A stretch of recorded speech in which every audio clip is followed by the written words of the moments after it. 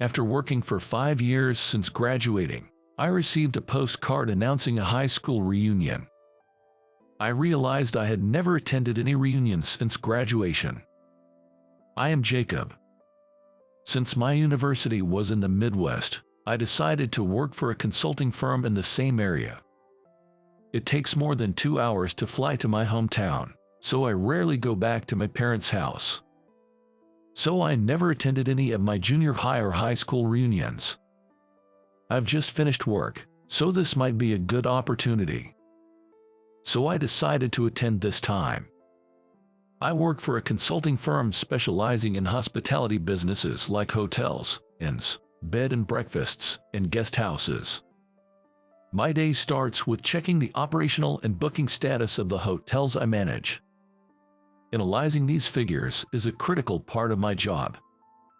After that, I have a meeting with the owner or manager at the hotel I am in charge of. It is also an important job to actually go to the hotel and check on the employees and the condition of the hotel's facilities. Then, while having a meeting with the person in charge of the hotel, we come up with new plans and strategies together. Once we have detailed improvements and new plans, etc., I return to the company and create a formal proposal. Once the proposal is completed, I have another meeting at the hotel. My job involves visiting accommodation facilities throughout Japan throughout the year, so perhaps the best way to describe it would be to travel from place to place. July and August are the summer holidays, so accommodations are busy. On the other hand, consulting jobs get busier after summer vacation and into winter vacation. I thought I would be able to attend a class reunion in August and also go home. On the day of the reunion, when I entered the venue, half of the class had already gathered. "Hey, long time no see." Approaching with a beaming smile was Bob. "Oh, long time no see. How have you been?" Bob and I were doubles partners in the table tennis club during high school. As we caught up with each other's recent happenings, a few girls gathered around us. "Hi." Just then, my eyes met with one of the women. "Jacob, it's been a while, hasn't it?" The one who spoke first was Amelia. Actually, she was my high school girlfriend. I went to a university in the Midwest, and Amelia attended a local community college. Eventually, our long-distance relationship didn't last long. We parted somewhat spontaneously. "Oh, long time no see. How have you been?" "Yeah. Did you end up working in the Midwest, Jacob?" "Yes. What about you, Amelia?" "After I graduated from community college, I worked for a little over 3 years at a French restaurant in the next town, but my grandmother's health hasn't been great, so now I'm helping at her restaurant. My parents live in a different state due to work and can't come here often, so I'm looking after Grandma and the restaurant." "I see. That must be tough. How's your grandma doing?" "She's much better recently." As we talked like this, the guys around started saying, "If Amelia's at the restaurant, maybe we should visit. I might go too," and the conversation got more animated. Then, "Wow, you guys want to go to that rundown restaurant? It's so old it could close down any time," a mean voice said. It was Abby. Abby's parents run a big company around here, and she's always been snobby and looked down on others, a type I've never liked. "Abby, that's not a nice way to talk." As I said this, Abby got even more agitated and continued her insults. "Well, it's true. The place is old and run down, and what if cockroaches come out there? No one would want to eat at such a poor-looking restaurant," she said condescendingly. Then Amelia retorted, "That's horrible. Don't say such irresponsible things." The area went silent for a moment. Abby, possibly drunk, said, "I'll get some drinks," and went to the bar area, poured herself a full glass of wine, and walked back towards us, glaring at Amelia. "Huh?" It seemed Abby wasn't done yet. "She doesn't have to come back." I was about to leave, when I tried to push her back by saying, "Amelia, let's move to the other table." Abby stumbled. "Oh no." I instinctively stepped in front of Amelia. Splash! The wine hit me right in the face. Ach! I stood there, drenched in wine, stunned. Amelia hurriedly offered her handkerchief, saying, "Oh no, Jacob, are you okay?"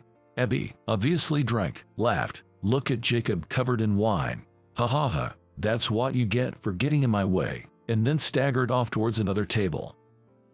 The girls were like, "What?" Abby just left without apologizing. Typical self-centered behavior.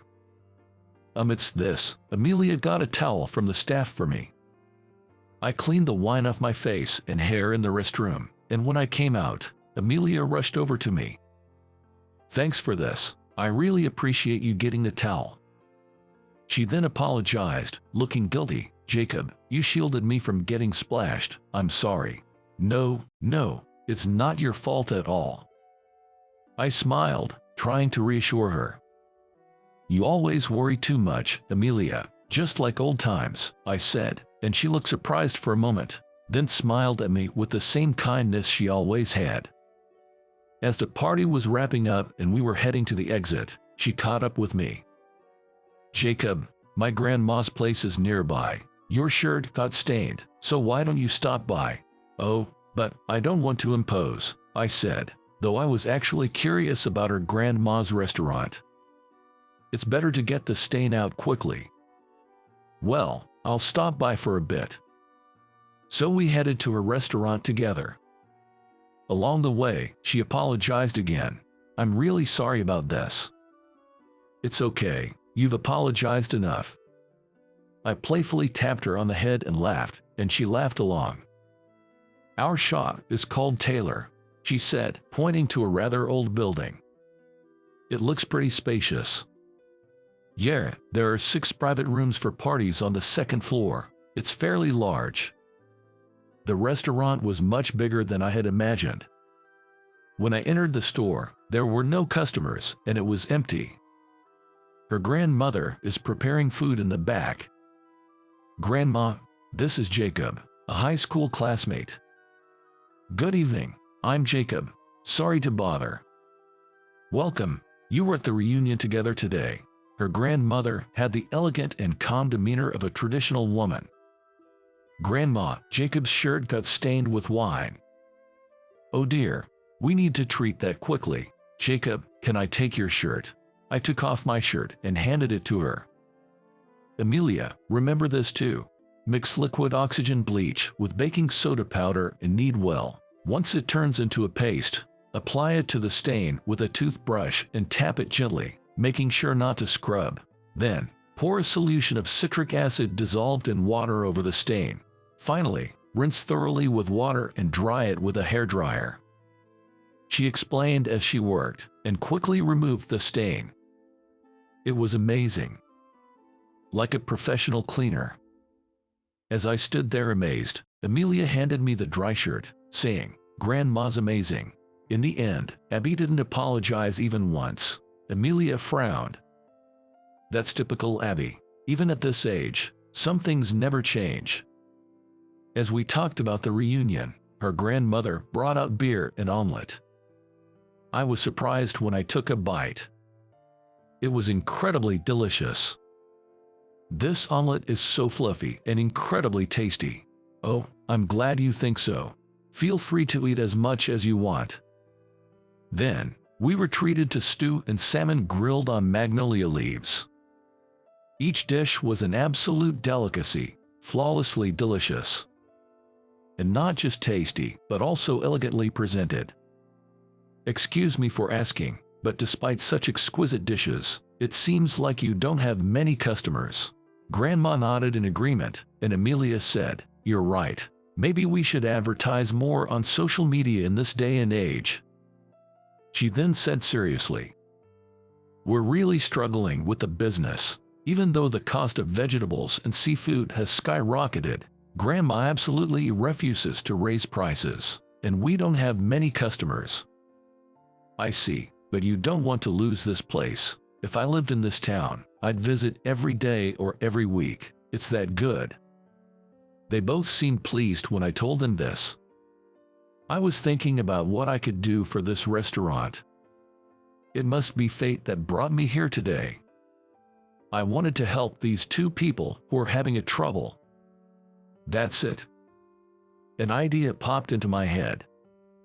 I work in consulting for hotels and inns, like bed and breakfasts and pensions. Maybe I could help with attracting customers to this place. I suggested, and she momentarily looked pleased, but then said, "Oh, but we're not in a position to afford consulting fees." Grandma also looked sad. "Leave that to me. I'll find a sponsor." A sponsor? Yes. Partner with shopping malls or companies for sales or giveaway campaigns, including meal vouchers from this restaurant. Then ask customers who dine here to post on social media or food review sites, and offer them coupons to turn them into repeat customers. What do you think of this idea? I don't fully understand, but it sounds like a great plan. Yes, I think so too. They both brightened up. If this plan works and we double our customer base, I'll come back to talk about a consulting contract. I promised to bring potential sponsors soon and left the restaurant. I immediately picked a few of my company's business partners and proposed the idea. I invited the managers from these partners, along with their families, to dine there.